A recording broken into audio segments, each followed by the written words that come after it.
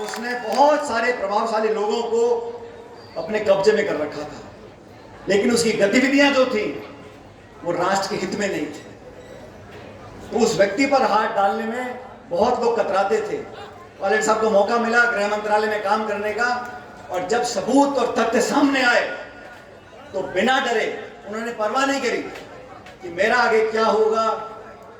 सुना, कोई परवाह नहीं, क्या होगा नहीं होगा, लेकिन सच्चाई और देश ये सबसे पहले। उन्होंने उसके गिरफ्तारी के ऑर्डर करे, और जो अपने आप को इतना प्रभावशाली बड़े बड़े लोग देश विदेश के ढोक देते थे, उसको लगा के हथकड़ी अंदर कर दिया।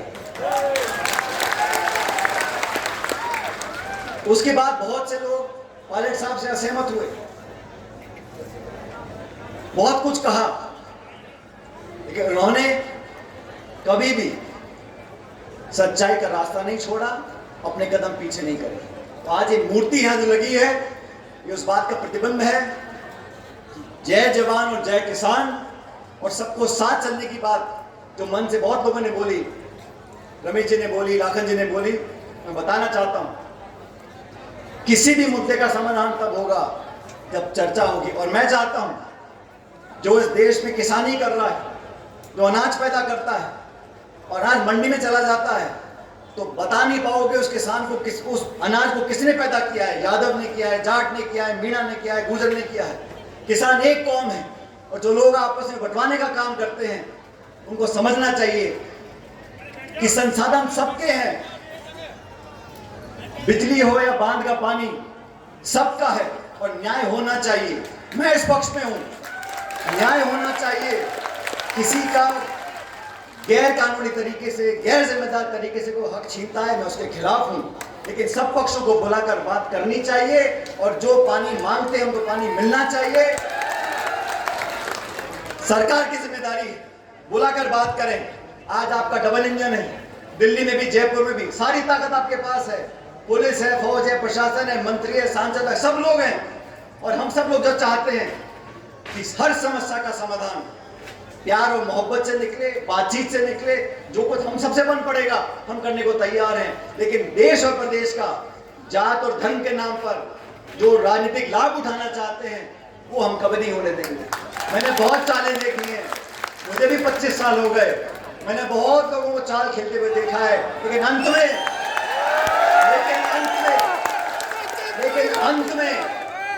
जीत हमेशा जनता की होती है।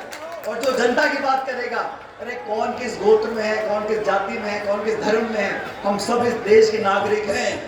अगर मेरे पड़ोस में आग लग रही है तो मैं सो नहीं सकता। अगर मेरा पड़ोसी भूखा मर रहा है तो मैं अपने बच्चों को गहने नहीं खरीद सकता। ये देश के संस्कार हैं। बेहतर तो ये है, सबको बुलाओ, बैठ के बात करो, रास्ता निकालो, ताकि 5 न बांध का पानी सब लोगों को मिल सके। आज का नहीं है, ये लंबा मुद्दा चल रहा है, बहुत पहले इसका निराकरण हो जाना चाहिए था। सबको बुलाकर बात कर संतुष्ट कर किस बात का रास्ता नहीं निकल सकता, मुझे बताओ। ऐसी कौन सी समस्या है जिसका समाधान नहीं है? लेकिन समाधान चाहते हो या समस्या को उठाना चाहते हो, इसका सोचना पड़ेगा। तो सरकार को मैं कहना चाहता हूं कि सकारात्मक रवैया अपनाए, सबको बुलाकर बात करे, लोगों को संतुष्ट कर रास्ता निकाले। सब चाहते हैं, कोई नहीं चाहता कि मेरे पड़ोस वाले जो किसान हैं उनका जो खेत है वो सूखा रह जाए, कोई नहीं चाहता। लेकिन बुलाकर बात करनी चाहिए। और जहां तक समाजों की बात है, लाखन जी ने कहा सिर्फ 2 समाज की बात नहीं है, ये तो है, ये तो हमारी बाईं दाईं आंख है जिस समाज की आप बात कर रहे हो। लेकिन जो भी समाज है, छोटा है बड़ा है, सब देश के सम्मान्य नागरिक हैं। और सच में जो दबे कुचले पिछड़े किसान और गरीब लोगों की आवाज उठाएगा, जनता उसी को अपने मन में उतारती है। और यही प्रेरणा पायलट साहब की मूर्ति से हम सब लोग लेकर जाएं। आज जैसा मैंने कहा, मुझे निर्वाचन आयोग जाना था, मैं नहीं जा पाया हूँ। कल पायलट साहब की पुण्यतिथि है, मुझे दौसा में रहना है, लेकिन सारे काम छोड़कर आप सबके आवेदन पर मैं यहाँ पर आया। और आप सबसे मिलकर आना कई बार होता है, लेकिन इस बार लंबा समय निकल गया। आप सबसे मिलकर बहुत मुझे अच्छा लगा। मैं आपसे इतना ही कहना चाहता हूँ, हम सब लोग थोड़ा मोड़ा खटपट चलती रहती है, आप सब जानते हो।